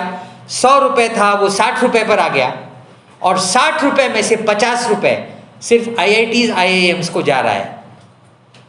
10 रुपए आम बच्चे जिन कॉलेजों में पढ़ते हैं उनको जा रहा है। यानी सरकार बच्चों को हायर एजुकेशन नहीं देना चाहती। और घोषणा क्या है एनईपी में कि 15 साल में सारे कॉलेज की सरकारी ग्रांट खत्म हो जाएगी। यानी सारे कॉलेज एक प्रकार से प्राइवेट हो जाएंगे, सबकी फीस आसमान छूने लगेगी। तो बच्चे सिर्फ स्कूल शिक्षा प्राप्त करेंगे, हायर एजुकेशन प्राप्त करने की जरूरत नहीं है। स्कूली शिक्षा में भी क्योंकि बजट की कटौती हो रही है तो बच्चे स्कूल से भी बाहर होंगे। और उसके लिए शिक्षा नीति में तो परिणाम यह है कि अमीरों के लिए एक प्रकार के स्कूल, एक तो 5 स्टार यूनिवर्सिटीज होंगी, नाम सुना ही होगा, 5 स्टार यूनिवर्सिटी, उसमें घुड़दौड़ सीख सकते हैं आप, मतलब मॉल्स हैं, हर कमरे में हर बच्चे को लैपटॉप है वगैरह वगैरह। उसके अलावा IIT जैसे एलीट संस्थाएं जिनमें भरपूर सरकारी फंडिंग होगी, लेकिन वो थोड़ी ही संस्थाएं होंगी। आपके लिए नहीं है वो संस्थाएं, क्योंकि उनकी फीस तब भी लाखों रुपए में है। वो संस्थाएं मिडिल क्लास के बच्चों के लिए है, अमीरों के बच्चे तो विदेश जाएंगे, मिडिल क्लास के बच्चे जो कंपटीशन में निकल जाएंगे वो आईआईटी में जाएंगे, बाकी मिडिल क्लास के बच्चे फर्ग्यूसन कॉलेज जैसे कॉलेज में जाएंगे जो प्राइवेट हो जाएंगे। और गरीबों के बच्चों के लिए एनईपी कहता है कि पढ़ाने की क्या जरूरत है, उनको वोकेशनल ट्रेनिंग दी जाएगी। यानी आप कुम्हार, लोहार वगैरह बन जाओगे, वायरमैन बन जाओगे, प्लम्बर बन जाओगे, उसको शिक्षा का दर्जा दिया जा रहा है, वो एजुकेशन कहलाता है। यानी आज पढ़ाई का मतलब, अब जो आज़ादी की लड़ाई दौरान और नेहरू काल में जो पढ़ाई का मतलब था कि आपका दिमाग खुले, आप दुनिया को जानो समझो और अपनी क्षमताएं बढ़ाकर देश के विकास में योगदान दो, क्रिटिकल सोचो। उसके बदले शिक्षा का मतलब अब सिर्फ किसी तरह से आपको अपना पेट पालना आना चाहिए, उसके लिए आपको बेसिक ट्रेनिंग दे दी जाएगी और उसकी ट्रेनिंग स्कूल में ही शुरू हो जाएगी। तो एनईपी कहती है कि यदि बच्चे स्कूल में ही चाहें तो हम उनको वोकेशनल ट्रेनिंग स्कूल में ही दे सकते हैं, यानी स्कूल में ही पढ़ाई छोड़ सकते हैं, कॉलेज तक तो जाने की जरूरत ही नहीं है। और उसका बजट में प्रावधान किया गया है, स्किलिंग का बजट। अब मैं उतना सब डिटेल में नहीं जा रहा, लेकिन कुल मिलाकर ये फिलॉसफी है देश की शिक्षा। अब आरोग्य बजट, हेल्थ बजट, दुनिया के ज्यादातर देशों से भारत का हेल्थ बजट सबसे कम है। ये चार्ट है, देखिए भारत का 1.2% है जीडीपी का। इसमें मैंने हेल्थ पर जुड़े सारे मंत्रालय डाल दिए हैं, यानी आयुष मंत्रालय, होम्योपैथी, आयुर्वेद वगैरह का भी सब बजट जोड़ दिया है। सारा मिलाकर भी 1.2% होता है। दुनिया के देश आमतौर पे 4% से लेकर 9% खर्चा करते हैं जीडीपी का। हमारा खर्चा दुनिया में सबसे कम है। इकोनॉमिक सर्वे मानता है कि 190 देशों में हमारा नंबर 180 है नीचे से। ये आंकड़ा क्या लिखा है मेरे को, 189 देशों में से हमारा नंबर 179 है। और तो सरकार, मोदी सरकार भाषण बड़े बड़े देती है। एक एजुकेशन पॉलिसी आई एनईपी, जिस पे सेमिनार हो रहे हैं, उसी तरह से हेल्थ पॉलिसी आई एनएचपी, नेशनल हेल्थ पॉलिसी 2017 की है। उसमें कहा गया हेल्थ बजट डबल किया जाएगा, 2.5% ऑफ जीडीपी पहुंचाया जाएगा। अभी 1.2 था, 2.5 पे लेकर आएंगे और उसमें केंद्र का वाटा होगा 1%, लेकिन केंद्र का वाटा 1% के बदले 0.3 पर आ गया है। यानी बजट जब एनएचपी आया तो 0.42 पे पहुंच गया और 42 से घट के 0.29 पे आ गया, 1% की बात दूर रही। यानी स्वास्थ्य पे ये खर्चा करना नहीं चाहते। नतीजा ये है कि हमारे 80% जो ग्रामीण स्वास्थ्य केंद्र है उनमें डॉक्टर्स की कमी 80% है, डॉक्टर है ही नहीं।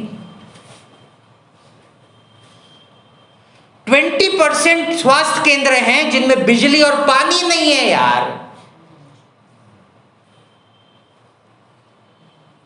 ये स्वास्थ्य केंद्रों की हालत है, लेकिन सरकार को कोई फर्क नहीं पड़ता। वित्त मंत्री ने भाषण में घोषणा की 2017-18 में कि हम हमारे सारे प्राथमिक स्वास्थ्य केंद्र जो गांव में और शहरों में हैं उनको हम अपग्रेड करेंगे और हेल्थ एंड वेलनेस सेंटर नाम दिया। पहले नाम था प्राइमरी हेल्थ सब सेंटर, नया नाम कर दिया health and wellness centre.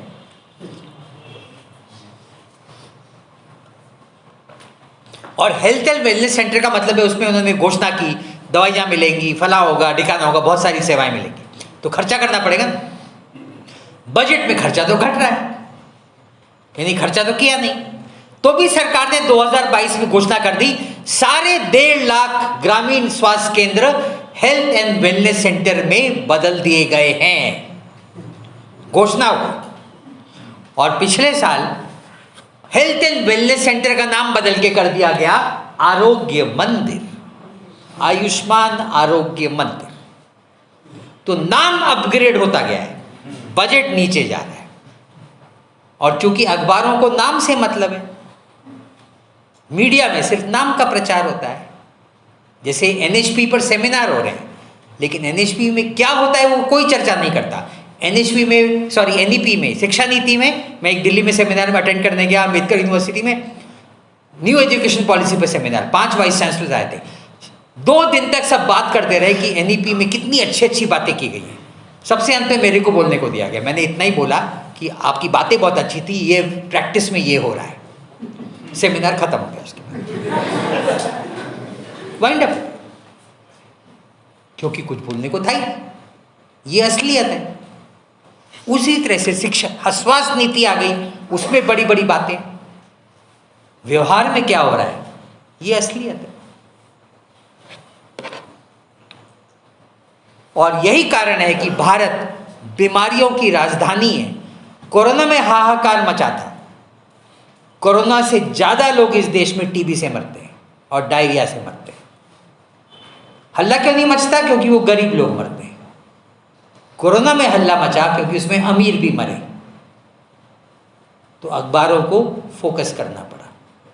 TB पे खबर ही नहीं होती, जबकि टीबी में इस देश में हर साल कोरोना से ज़्यादा लोग मरते।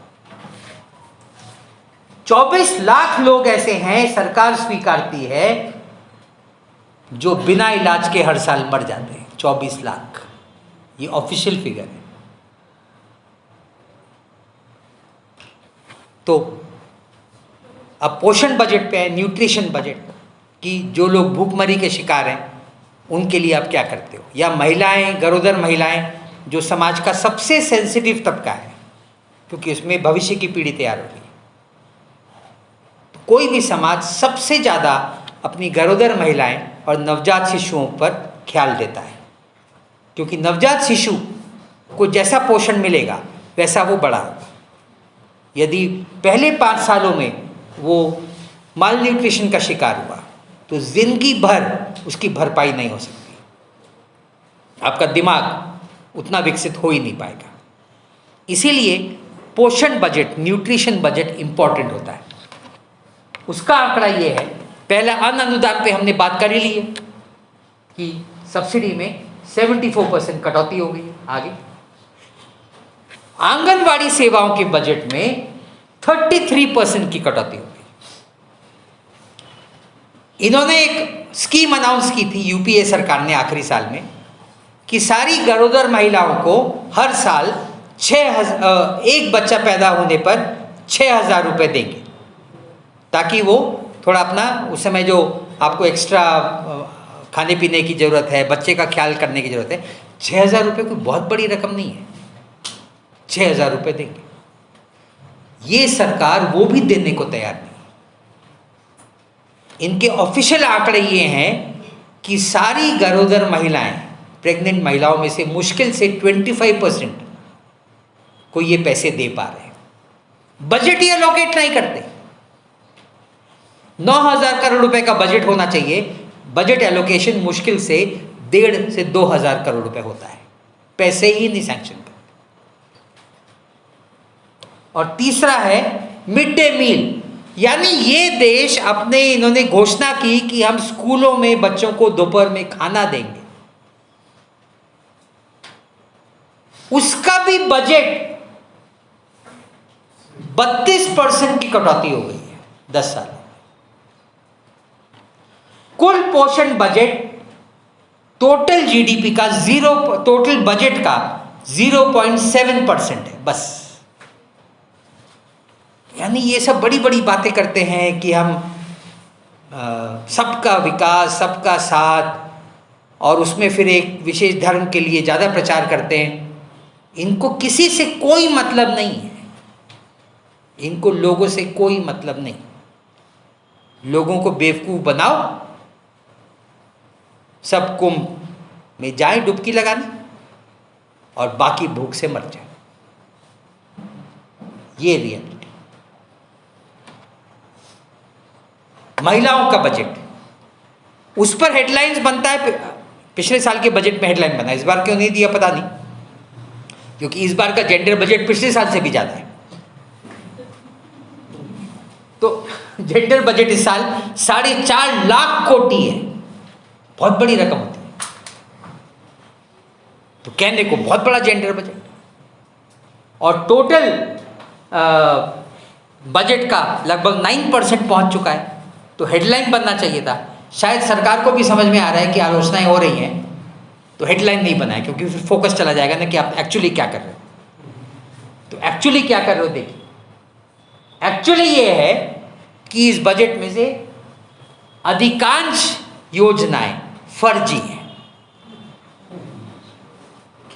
एक्चुअल जो बजट है महिलाओं के लिए, उनका एलोकेशन 1% से भी कम है। ये देखिए, महिला शक्ति केंद्र 14 कोटि, स्वाधार गृह 24 कोटि, एक ये उज्ज्वला योजना अलग है, ये सेक्सुअल वायलेंस से प्रभावित महिलाओं को रिलीफ देने के लिए 8 कोटि, बेटी बचाओ बेटी पढ़ाओ जिसका अधिकांश बजट विज्ञापन पे जाता है वो भी 61 कोटि। यानी ये 20-21 के आंकड़े हैं। 20-21 के क्यों हैं, उसके बाद के क्यों नहीं है? क्योंकि उसके बाद ये योजनाएं गायब हो गई और सरकार ने सारी योजनाओं को इकट्ठा करके 2 योजनाओं में शामिल कर दिया, ताकि आप स्पेसिफिक, अब 10 योजनाओं को इकट्ठा करोगे 2 योजनाओं में तो बजट एलोकेशन ज़्यादा लगने लगेगा ना। तो छोटी छोटी योजनाएं, छोटा छोटा बजट, उनको इकट्ठा करके 2 योजनाओं में ले आए। नेक्स्ट, एक का नाम रखा संबल, नाम भी देखिए संबल, दूसरे का नाम रखा समर्थ्य, लेकिन उसके बजट में भी 30 to 50% कटौती होगी। यानी ये देश दुनिया में, पीछे वाली साइड में, दुनिया में सब महिलाओं के लिए सबसे खतरनाक देश माना जाता है।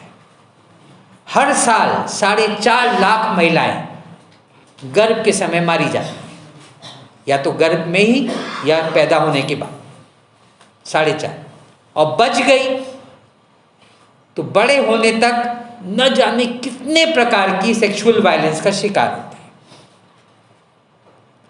तो भारत को दुनिया का, अभी जो एक सर्वे हुआ था दुनिया भर में, थॉमसन सर्वे बोलते हैं उसको, उसमें भारत दुनिया में सबसे खतरनाक देश माना जाता है, अफगानिस्तान वगैरह से भी ज़्यादा महिलाओं के लिए। उस देश में महिलाओं को सेक्सुअल वायलेंस से रिलीफ पहुंचाने के लिए ये सारी योजनाएं, मैं डिटेल्स में नहीं जा रहा, आप नेट पे जाकर देख सकते हैं। इन सारी योजनाओं के लिए बजट ही नहीं है, सिर्फ कागज पर है योजना।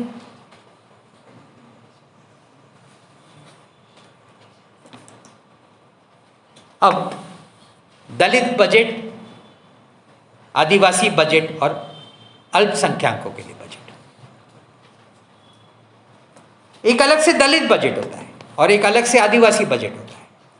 उसका प्रोविजन कांग्रेस के ज़माने में शुरू हुआ था कि दलितों की हालत बहुत ख़राब है, सबको मालूम ही है कि भयंकर अत्याचार होते हैं।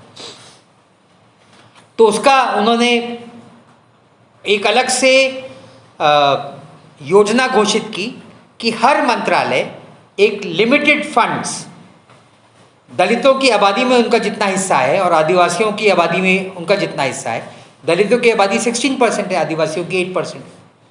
तो सारे मंत्रालय अपना 16% और 8% दलितों के लिए और आदिवासियों के लिए रिजर्व रखेंगे, यानी उतना खर्चा उनको करना ही पड़ेगा। यूपीए सरकार, मोदी सरकार ने उसको थोड़ा बदल दिया, मैं डिटेल्स में नहीं जा रहा, लेकिन कुल मिलाकर अब वो आंकड़ा ये हो गया है कि आदिवासियों के लिए, दलितों के लिए बजट का 14 जो स्कीम्स हैं अलग अलग, उन स्कीम्स में से 14.9% आपको दलितों पर खर्च करना ही पड़ेगा। एक्चुअल में खर्चा हो रहा है 3.3%। ये ग्राफ देखिए, वो ऑरेंज लाइन जो है उतना एलोकेशन होना चाहिए, येलो लाइन है वाकई कितना खर्चा हो रहा है। यानी दलितों के लिए जितना बजट इन्होंने घोषित किया उतना वो करते ही नहीं। 3.3%, दैट्स इट। आदिवासी बजट में वही है, इनका कहना है 8.3% खर्च करेंगे। खर्च हो रहा है 2.6% आदिवासी। समझ गए ना? वो हरी लाइन है जितना होना चाहिए, ग्रीन लाइन है जितना हो रहा है। नेक्स्ट। और माइनॉरिटीज बजट के बारे में मैं कुछ इसलिए नहीं कहना चाहता कि इतना भयंकर है। माइनॉरिटीज बजट सच्चर कमीशन के आने के बाद यूपीए सरकार ने माइनॉरिटीज के लिए अलग से मंत्रालय खोला और उसका बजट तेजी से बढ़ाया कि माइनॉरिटीज की हालत दलितों जैसी खराब है, उनके लिए विशेष प्रावधान किए जाए। मोदी सरकार ने आने के बाद उनके बजट को 2023 में 154 करोड़ रुपए खर्च किया। आप यदि बजट, टोटल बजट का परसेंट निकालोगे तो 0.000 समथिंग परसेंट आता है, तो इसलिए मैंने जीरो ही लिख दिया। 154 करोड़ रुपीस क्या होता है? मंत्रालय के चपरासियों की पगार भरने नहीं रखा है। 0.07% यार इस साल का बजट। ये माइनॉरिटीज के क्या बोले? क्या अपना देश इतना गरीब है कि ये सारी चीजों पर खर्च नहीं किया जा सकता? तो मैंने पहले ही बताया था कि हम अपना बजट एक्चुअली गरीब नहीं है, 50 लाख करोड़ का हम 100 लाख करोड़ पहुंचा सकते हैं। कैसे हो सकता है? देखिए, सारा पैसा अमीरों की जेब में डाला जा रहा है, तो बजट के लिए बचता ही नहीं। ये असलियत। कैसे डाला जा रहा है? यानी लिया ही नहीं। जैसे अमीरों पर टैक्स लगाओगे तो पैसा आ जाएगा ना, वही हमने बताया था ना। दुनिया के सारे देश 70% अपने टैक्सेस वो अमीरों से लेते हैं, हम 30% लेते हैं। तो आप यदि हमारा अमीरों पर टैक्स बढ़ा दोगे तो अपने आप ही सरकार की आमदनी बढ़ जाएगी ना। इन्होंने कॉर्पोरेट टैक्स अब भारत का दुनिया के ज्यादातर देशों से कम हो गया है। कॉर्पोरेट टैक्सेस कम कर दिए और उसके चलते ऑफिशियल आंकड़ा यह है कि 1.5 लाख करोड़ रुपए की सालाना नुकसान हो रहा है। नेक्स्ट। लेकिन यह और भी भयंकर है। अमीरों को टैक्स माफी दी जाती है, तो जो अमीर वैसे ही टैक्स कम देते हैं उस पर उनको टैक्स माफी दी जा रही है। वो आंकड़ा है 5 लाख से 6 लाख करोड़ सालाना। और उसके अलावा वो जो बैंक से कर्जे लेते हैं वो माफ कर दिए जाते हैं। उसका आंकड़ा, उसके तो भयंकर आंकड़े हैं, उसका मैंने काफी विस्तार से हमारी किताब में लिखा है क्या क्या सब कर रहे हैं। लेकिन उसका आधा हिस्सा ही इतना है आंकड़ा, 20 से 25 लाख करोड़ पिछले 10 साल। एक्चुअल आंकड़ा 50-60 लाख करोड़ों का। मैं मिनिमम आपको बता रहा हूं, उतनी टेक्निकल डिटेल्स में नहीं जा रहा। 25 लाख करोड़ तो कहीं नहीं गया, ये तो इन्होंने संसद वगैरह में स्वीकारा है। और उसके अलावा वो आंकड़ा एक्चुअली 50-60 लाख करोड़ पहुंचता है।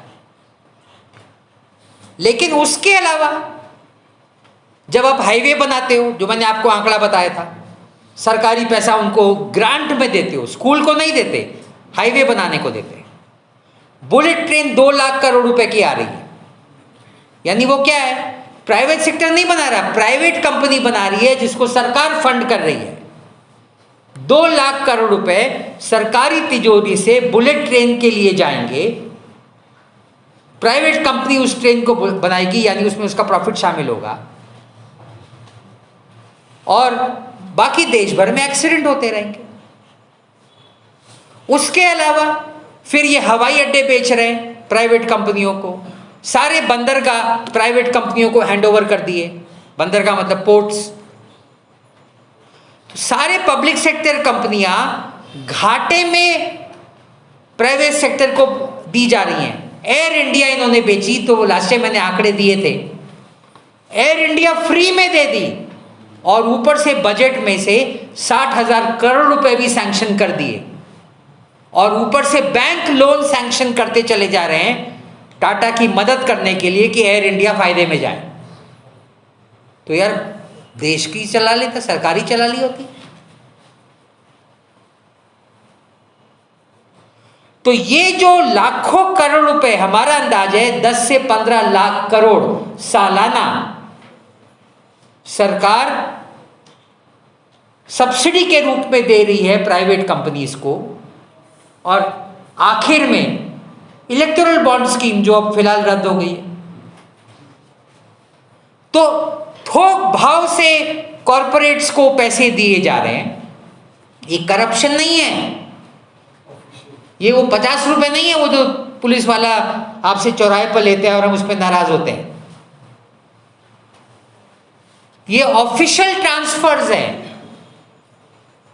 जब आप मुंबई एयरपोर्ट अडानी को देते हो तो वो लीगल डील है ना। एयर इंडिया टाटा को दी, लीगल डील है। उस लीगल डील में सरकार ने बजट के आंकड़े में है कि हमने 56,000 करोड़ रुपए दिए हैं। ये लीगल है। तो असल करप्शन वो 100-200 रुपए जो सरकारी अधिकारी लेते हैं वो नहीं है। असल करप्शन इधर है कि 10,000 करोड़ रुपए देश के अमीरों को ऑफिशियली ट्रांसफर किए जाते हैं। ऊपर से ब्लैक मनी पे कार्रवाई। ये आए थे पावर में, आपको याद होगा ना नारा, 15 लाख करोड़ रुपए आपकी जेब में आएंगे। उसके बाद से 3 बड़े आंकड़े अखबारों में आए हैं देश के अमीरों के नाम के साथ कि इन लोगों के पैसे विदेशी बैंकों में जमा है। आपको याद होगा, पहला था स्विस लीक्स, दूसरा था पनामा पेपर्स घोटाला, तीसरा था पेंडोरा पेपर्स। आपको याद होगा इंडियन एक्सप्रेस ने छापा था, नाम छपे थे नाम सहित कि इन लोगों के इलीगल अकाउंट्स कौन से बैंक में है उसका भी नाम आ गया था। आज तक कोई कार्रवाई नहीं हुई है। उलट जो कानून थे देश में करप्शन पर काम करने वाले, उनको सरकार ने कमजोर कर दिया है, ऑफिशियली कमजोर कर दिया है। जैसे आरटीआई एक्ट ही कमजोर कर दिया है, उसके अलावा और कानून कमजोर कर दिए हैं। प्रोफेसर अरुण कुमार का एस्टिमेट है, वो भारत के सबसे बड़े ब्लैक मनी एक्सपर्ट माने जाते हैं। उनका कहना है कि यदि सरकार ब्लैक मनी पर कार्रवाई करे तो सरकार की टैक्स आमदनी बढ़ जाएगी ना। उनका एस्टिमेट है सरकार की टैक्स आमदनी 18 लाख करोड़ से बढ़ जाएगी। देश का बजट है 50 लाख करोड़, 18 लाख करोड़। इतनी ब्लैक मनी ऑफिशियली बाहर जा रही है। कैसे जाती है? बहुत सिंपल है ना, वो एक्सपोर्ट इंपोर्ट की इनवॉइसिंग में घोटाला कर देते हैं। मैं उतना सब टेक्निकल्स में नहीं समझा रहा, लेकिन बात क्या है कि ये सारा हो सकता है। तो इसीलिए न शिक्षा पे खर्च हो रहा है, न स्वास्थ्य पे खर्च हो रहा है, न पीने के पानी पे। ये जो पूना में उधर वो सब बीमारी फैल रही है, आप साफ पीने का पानी उपलब्ध नहीं कराते। तो हम में से जो भी अफोर्ड कर सकता है अपने घरों में वाटर फिल्टर लगाता है। वो सारे वाटर फिल्टर का पैसा इकट्ठा करके उसका 1/10 में सरकार सारे शहर के लोगों को बढ़िया पीने का पानी उपलब्ध करा सकती है।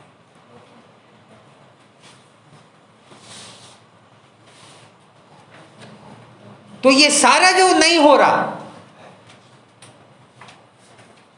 उसका कारण आपको समझ में आ गया। थोक भाव से सारा देश का पैसा अमीरों की जेब में ट्रांसफर किया जाए, तो आपके लिए पैसा ही नहीं। तो पैसा कैसे आ सकता है? ये पर्यायी बजट। ये दुनिया के सबसे अच्छे इकोनॉमिस्ट ने, एक वर्ल्ड इनइक्वालिटी लैब है फ्रांस में, बहुत उनकी मशहूर यूनिवर्सिटी है, उसमें वो है, उसमें दुनिया के टॉप इकोनॉमिस्ट्स उसमें इन्वॉल्व हैं। उनका ये अंदाज है कि भारत के सबसे नीचे के, अब इसमें एडल्ट्स की संख्या आएगी ना, जब आप कमाई की बात करते हैं तो भारत में 92 कोटि लोग हैं, यानी पुरुष, वो एडल्ट्स हैं, पुरुष महिला मिलाकर। उसमें से 50% 46 करोड़ लोग का एवरेज वार्षिक उत्पन्न 71,000 रुपए से कम है। ये देश की गरीबी की हालत। एवरेज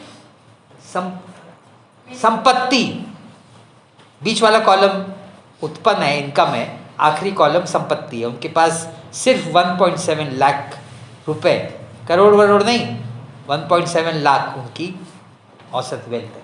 और टॉप 0.01%, 9,200 लोग की एवरेज संपत्ति 2,000 करोड़ रुपए है। ये देश में अमीरी गरीबी की खाई। तो देश में बहुत संपत्ति का निर्माण हुआ है मुट्ठी भर लोगों के कंट्रोल में। ये एक और आंकड़ा देखिए, नेक्स्ट। ये देश के 100 सबसे अमीर लोगों की संपत्ति मोदी काल में तिगुनी हो चुकी है और आज $1,000 बिलियन इंटू 80,000 बिलियन रुपए,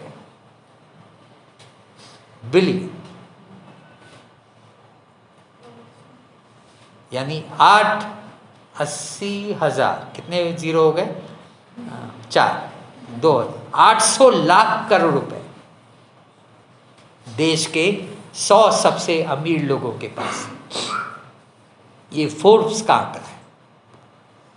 दुनिया की एक बहुत मशहूर संस्था है जो अपने भाई बंधों की संपत्ति का आंकड़ा देती है, तो उनका ये आंकड़ा है, तिगुनी हो गई। तो सारी संपत्ति गई इनकी जेब में।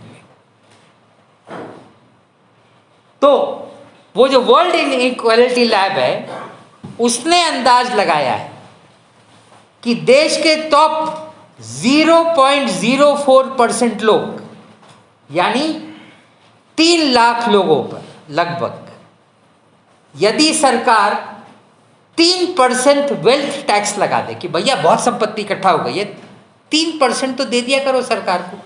3% ज़्यादा नहीं है। दुनिया में अलग अलग देशों में 5%, 7%, 10% वेल्थ टैक्स है।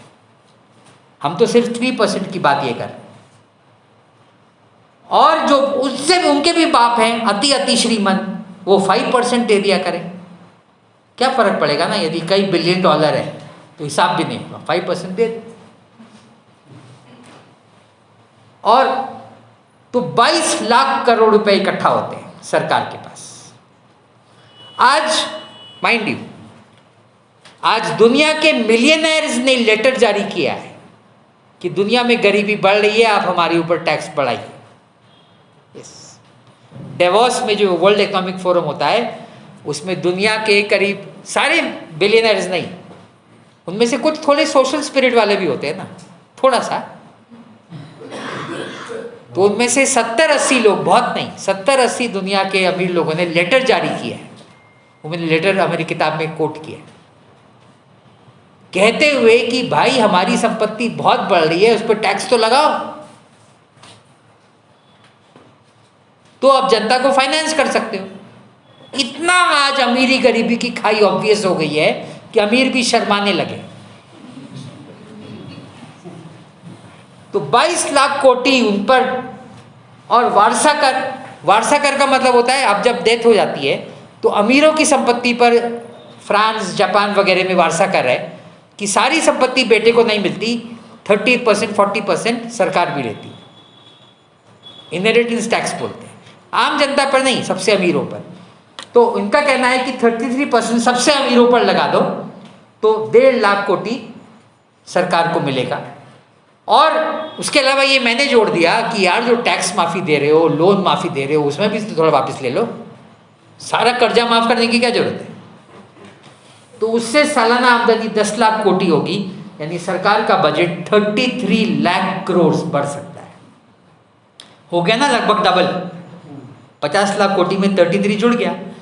और नीचे वाला कैलकुलेशन मेरा है, ऊपर वाला कैलकुलेशन वो दुनिया के टॉप इकोनॉमिस्ट का है, तो मैं उतना बड़ा कोई अर्थशास्त्री नहीं हूँ, लेकिन मैंने एक डोबल बनाने एक अंदाज लगाया है। तो मेरे हिसाब से अमीरों पर टैक्स 3 लाख लोगों के बदले देश के सबसे अमीर 92 लाख लोगों पर टैक्स लगा दिया जाए। इन्होंने सिर्फ 3% 0.04% पे बोला है ना, मैंने बोला टॉप 1% पे लगाओ। टॉप 1% पे लगाओगे तो सरकार की आमदनी 42 लाख करोड़ रुपए बढ़ सकती है। और मेरे ये आंकड़े से प्रभात पटनायक सहमत थे, वो भारत के सबसे बड़े अर्थशास्त्री माने जाते हैं। तो यानी मैं इसलिए मैंने वो मेरा वाला आंकड़ा भी नीचे जोड़ दिया, थोड़ा मेरा कॉलर ऊपर करने के लिए। तो यानी कहने का मतलब ये कि 30 से 40 लाख करोड़ रुपए सरकार आसानी से इकट्ठा कर सकती है। और उसका परिणाम ये होगा कि शिक्षा का बजट तिगुना हो सकता है, स्वास्थ्य का बजट तिगुना हो सकता है, पोषण बजट तिगुना हो सकता है, नरेगा का बजट, उस पर मैंने चर्चा ही नहीं की, सब शहरी लोग हैं तो क्या बात करें, उसका बजट संतोषजनक हो जाएगा, यानी जितना जरूरी है उतना खर्चा हो जाएगा। सारे देश के लोगों को राशन व्यवस्था बिना राशन कार्ड के उपलब्ध हो जाएगी। जिसको चाहिए राशन व्यवस्था से अनाज ले सकता है, जो पहले था 1990-92 तक। सबको 3,000 रुपए की पेंशन होगी। खेती का बजट तिगुना हो जाएगा, यानी किसान फिर उनको दिल्ली पर आंदोलन नहीं करना पड़ेगा और किसानों को आत्महत्या नहीं करनी पड़ेगी। और ये सारा करने के बाद भी 13 लाख करोड़ रुपए बच जाएंगे। ये सारे में सिर्फ 19 लाख करोड़ रुपए खर्च होंगे। ये है देश के बजट की सच्चाई। धन्यवाद।